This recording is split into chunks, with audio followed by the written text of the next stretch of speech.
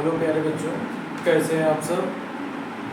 आशा करता हूं कि आप लोग स्वस्थ होंगे, प्रसन्न होंगे, जहां पे भी हैं वहां पढ़ाई लिखाई कर रहे होंगे। तो बच्चों, पहले क्लास में हम लोग देखे थे कि हाइड्रोकार्बन क्या होता है, कितने प्रकार का होता है, वो हम लोग देखे। और ये भी देखे प्रकार में कि संतृप्त क्या होता है, असंतृप्त क्या होता है, दोनों देखे, दोनों प्रकार को हम लोग पढ़े।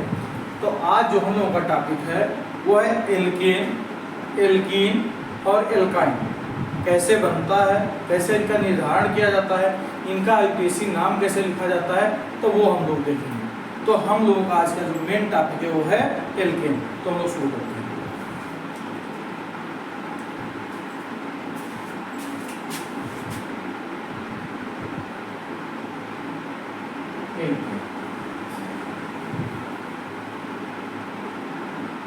आज का जो मेन टॉपिक वो है हमारा एल्केन। अब एल्केन के बारे में थोड़ी बहुत चर्चा उस दिन हो गई थी कि एल्केन क्या होता है। तो एल्केन के बारे में हम लोग कहे थे कि एक सूत्र हम लोग ड्राइव किए थे उस दिन कि वो सूत्र क्या है। वो सूत्र है हमारा CnH2 प्लस, सूत्र क्या है हमारा, वो सूत्र है हमारा CnH2n+2। यानी कोई भी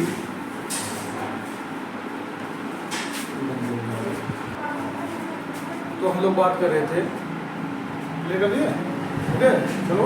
तो हम लोग बात कर रहे थे कि ये जो सूत्र होता है CnH2n, ये सूत्र क्या है इसका, CnH2n।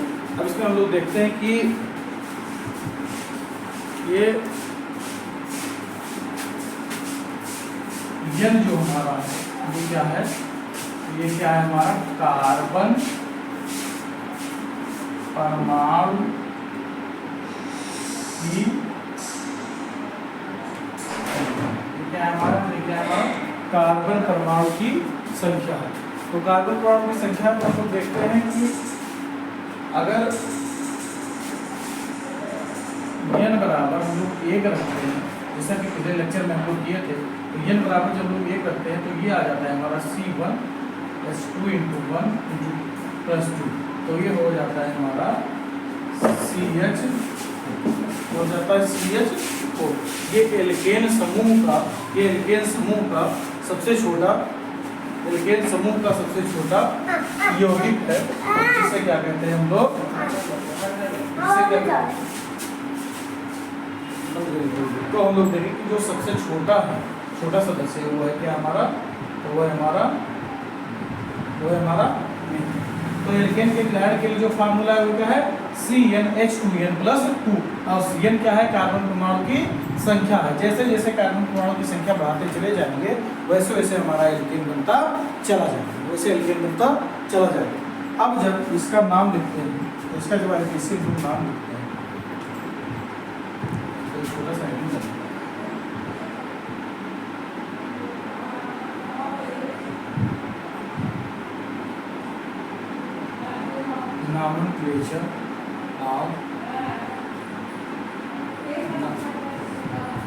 nomenclature of alkene. Alkene का नामकरण, एल्केन का नामकरण, एल्केन का नामकरण। अब एल्केन का जब लोग नामकरण करते हैं तो कार्बनिक श्रृंखला जो होती है उसमें से हम लोग देखते हैं कि से एक हम लोग सामान्य लेते हैं,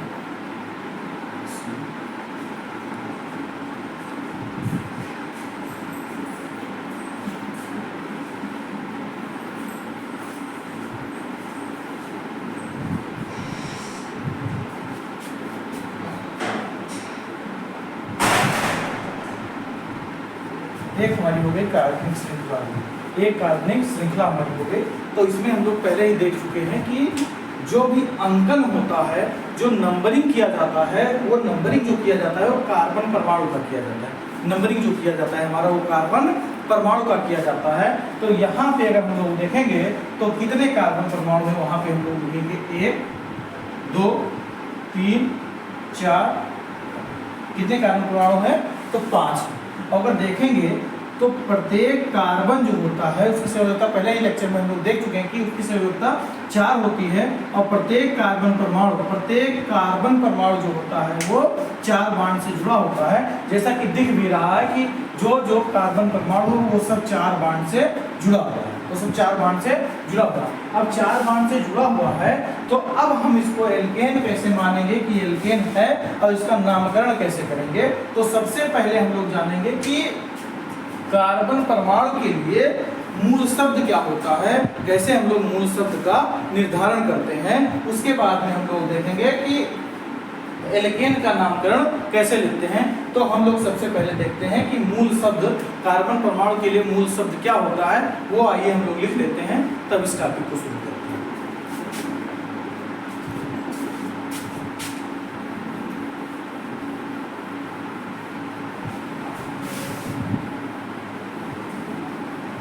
क्लियर है सब?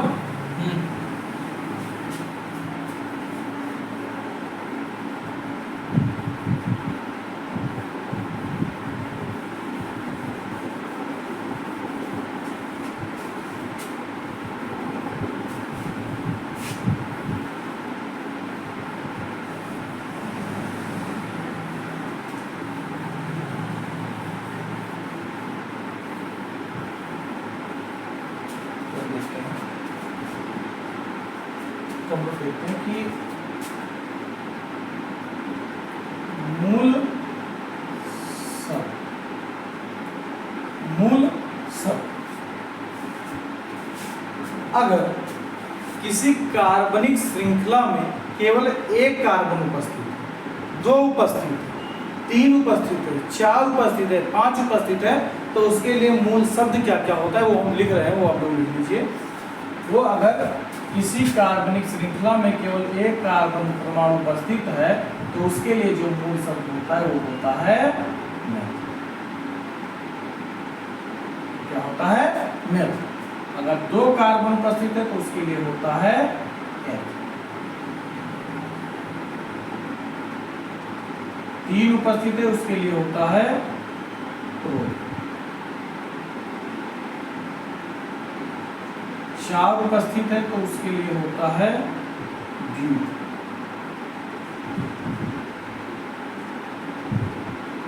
5 अगर उपस्थित है उसके लिए होता है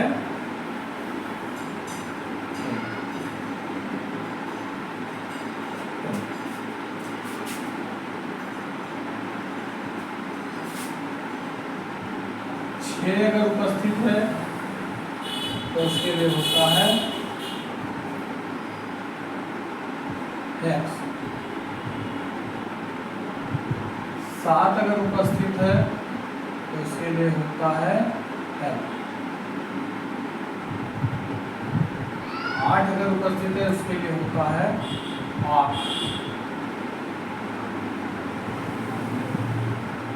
9 अगर उपस्थित है उसके लिए होता है नॉन, या कहीं पे नॉन भी मिलेगा।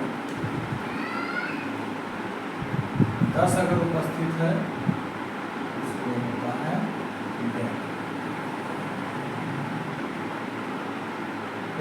का भी मिलता है। तो ये हो गया मूल शब्द, ये हो गया हमारा मूल शब्द। ये कार्बन, जितना भी कार्बन परमाणु उपस्थित होता है श्रृंखला में अंकन करने पे, अगर कोई किसी श्रृंखला का हम लोग अंकन किए और जितना कार्बन आता है, अगर मान के चलो यही श्रृंखला हम लोग ले लें, तो इस श्रृंखला में हम लोग देखते हैं 1 carbon, 2 carbon, 3 carbon, 4 carbon, 5 carbon. इस श्रृंखला में हम लोग देखते हैं कितना कार्बन है, तो इसमें देखते हैं कि 5 कार्बन है। तो जब 5 कार्बन है तो इसके लिए हम लोग क्या लिखते हैं, मूल शब्द 5 कार्बन के लिए होता है पेन। मूल शब्द 5 कार्बन के लिए होता है पेन। अब नाम कैसे लिखते हैं एल्केन का, तो एल्केन का तो इसमें लिख लो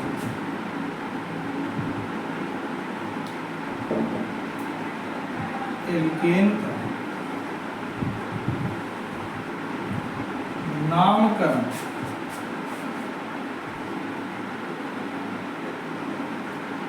करते समय मूल शब्द के साथ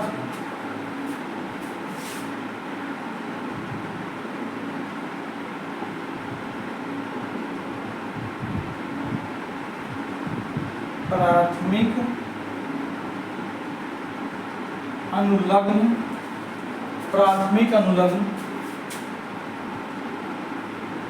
के रूप में एन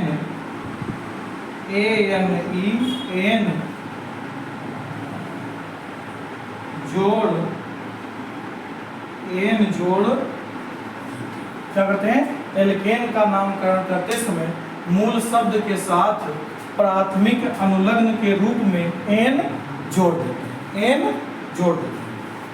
अब हम लोग इसके सहायता से हम लोग इसका नामकरण करेंगे। तो जो नंबरिंग की जाती है वो कार्बन परमाणु की ही की जाती है, कार्बन परमाणु की जा सकती है। तो इसमें देखो carbon, 1 carbon, 2 carbon, 3 carbon, 4 carbon, 5 carbon. जो 5 कार्बन के लिए जो हमारा मूल शब्द होता है, 5 कार्बन कहाँ है तो देखेंगे। तो 5 कार्बन के लिए जो मूल शब्द होता है वो क्या होता है, हमारा पेंट होता है। तो क्या लिखेंगे मूल शब्द के लिए, 5 कार्बन के लिए हमारा हो गया पेंट। अब अगर हम लोग देखेंगे तो यहाँ पे हम लोग पहले जानते हैं एल्केन, जो कार्बन के बीच में कैसा बंध होता है, तो कैसा बंध होता है, सिंगल बॉन्ड होता है, एकल बंध होता है। और उस एकल बंध के लिए लगता है एन, तो क्या हो गया, मूल शब्द हो गया हमारा पेंट, और उस एकल बंध के लिए लग गया हमारा एन, तो क्या नाम हो गया, पेंटेन। बहुत आसान बस, आप लोग साथ दीजिए, समय से जुड़े रहिए, अधिक से अधिक वीडियो शेयर कीजिए, लाइक कीजिए, कमेंट कीजिए। और हम टॉपिक वाइज, जैसे हाइड्रोकार्बन जब खत्म हो जाएगा तो फिर कोई दूसरा टॉपिक चालू करेंगे। अब यहाँ पे हम लोग देखें कि पेंटेन हो गया। अब दूसरा अगर हम लोग लें तो दूसरा हम लोगों का होता है कि एक और ले लें, या तो नोट कर लीजिए, तब से इरेज करें।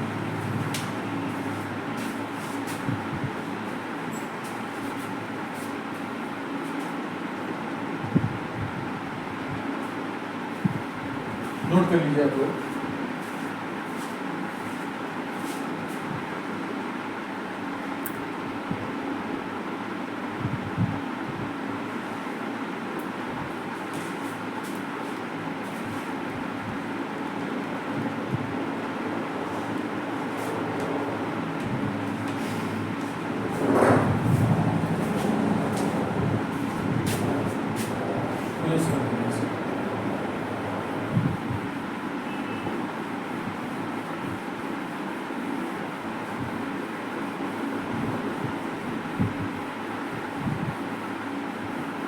जितने भी टॉपिक ये सब हाई स्कूल,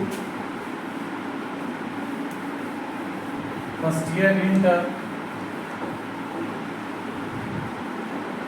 नीट, जेई, सबके लिए बहुत महत्वपूर्ण है, क्योंकि एकदम बेस है। ये सब ऑर्गेनिक केमिस्ट्री का एकदम बेस है।